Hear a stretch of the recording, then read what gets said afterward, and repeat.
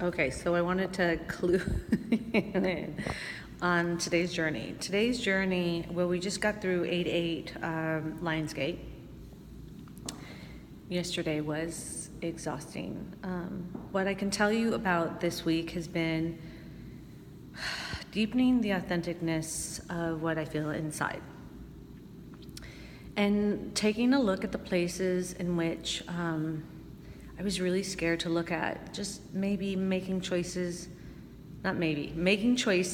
that I don't even know why I made, even as a child. So I've been re-examining a lot of childhood stuff, and I got a chance to have a really deep talk with my brother and a healing that went along with that. And there were things that I did with, to him as a child. I don't even know why I didn't. I didn't stick up for him when he was being bullied. And I could see that it affected him and in his adulthood. And I could see that I was a participant in that. But in my mind, prior to that, I was just thinking, this guy's the village idiot for sure. Based on, and I laugh because that's what I thought. I thought this guy's the village idiot. He's definitely not emotionally mature. He's not taking the time to evolve himself spiritually and all that stuff. And then I took a look and I saw that I participated in his emotional growth when we were younger, and that was when he was getting bullied. I did not stick up for him. It was funny because I found it embarrassing, which meant that I had an issue with feeling awareness of self-esteem within myself, and I found him to be an embarrassment. So then I, in some ways, encouraged it through not sticking up for him, and in other ways I encouraged it because I was embarrassed of him being bullied, and that and when I look at that, I don't know where that stems from. So that's kind of the search this week, will be to go deeper, to understand what part of me didn't feel okay to feel safe in the world and to feel loved, and that bullying isn't a direct reflection. It's scary. It's scary to be treated that way, and clearly I was scared to be treated that way as well.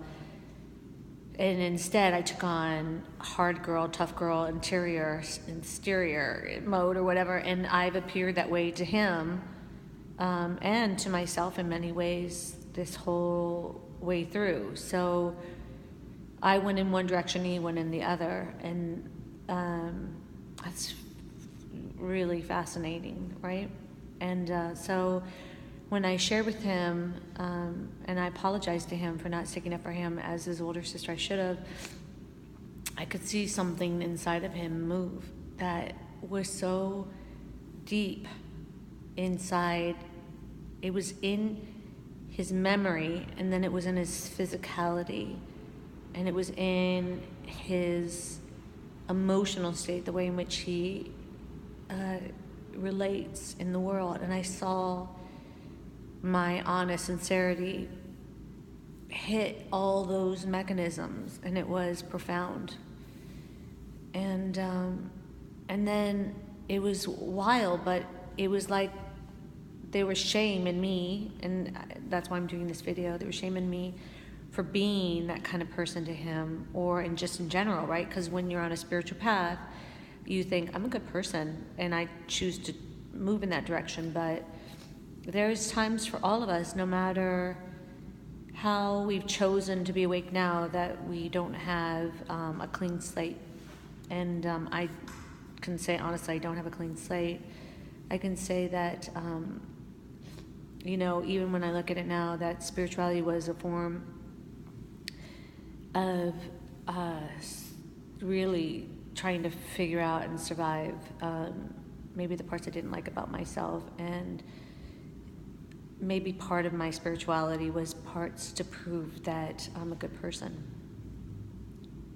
and I can see that now, which is really cool. And I get to claim that I am a good person as we all are. We're having a human experience, and I don't have the whole inner workings of why the human experience is what it is. I just can only share my part in the revelation of that. What else did I want to share with you? So that's been this week, right? And as you can see, it's still moving, right? It's moving me to tears, which is the release piece of it. It's gosh, sorry, I had to. It's moving my ability to be vulnerable and share this storyline. And I came to this other conclusion. It's like, what are the repetitives in my life, that I continually keep seeing? And breaking those down bite size. So the one today is love life, right? Because that's the divine masculine and feminine journey together, which is my commitment. And I can see that I chose actions of others to try to fix. I've been trying to fix others through not feeling worthy. And somehow there was a misfire wire. And so now, 40 something years later, I'm finally catching up to that pattern. And it's all tied in. It's tied into my brother and having shame around that. It's trying to figure out why I felt scared to begin with, and I'm not there yet. It's about acknowledging to the person, or even to all of you or to myself, that we're not perfect. So it leads me not to hold that pattern to perfection and shame involved in not being perfect. It allowed me to go inside, have an honest conversation inside myself about what I'd like to experience now that is filled with more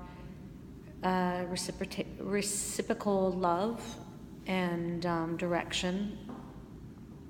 And, what else?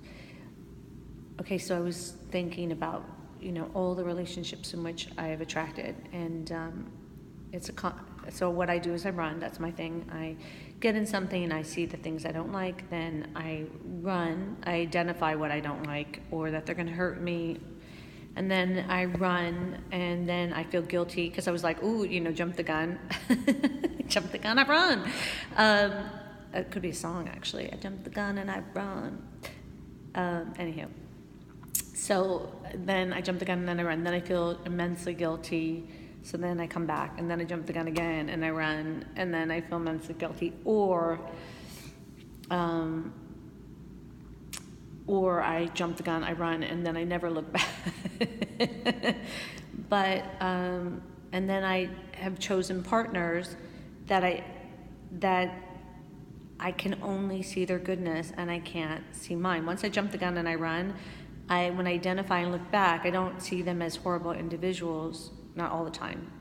I usually see them as my mistake, and then, or I do see them as horrible, one of the two. And then I just, and then, or if they're not horrible and I know I just jumped the gun because I got scared and I can't fix it, then I obsess over thinking, well, maybe one day we'll have a chance again. Not a lot of fun to be in, because it becomes an unrequited love that never happens, and then it never was meant to happen anyways, and then that takes me at like a month, 3 months, 6 months to get over, of them being on my mind constantly or thinking about them or whatever have you, and then I start again, and it's this cycle, and it doesn't feel good to my little girl, it doesn't feel good to me, and what I realize is that is not anything to do outside of them, and to choose to want to be on a different journey is to understand the journey in which I'm on, that I've chosen in some capacity through my pain body, through my experiences, and that I have enough confidence in myself that I can make a new change, and I can attract something other than the repetitiveness of the undeveloped parts of myself, and I can develop them, and I can develop them through new thoughts and new stories that are possible, that don't have anything to do with the old patterns. So that's where I'm at with this 8/8 portal, and creating something new that is, I want it to be a reflection of my greatest goodness that I do see inside myself, and I want that approach that I take to be of my greatest goodness, of the love and the light that I've worked so hard to finally get a chance to see. And that's what storyline I'm telling myself right now, and it will be a storyline that I will continue to keep going down, because that kind of outcome can only create magic. I really believe that's an equation that'll create magic, because it's integral to what I feel inside my heart and what I want, what I am being to myself in front of all of you. So thank you for listening. The idea of putting this up past just my video for myself scares the shit out of myself, but I'm gonna sit with it. I won't do the Aries typical, which is run, jump, and put it up. I think I'm gonna let it culminate inside of me before I'm ready to post this one. But I know eventually I will, because this video is an opportunity to provide one person with a reflection of where they may be in this very moment. And that's like, that to me, I want to offer that. So much love.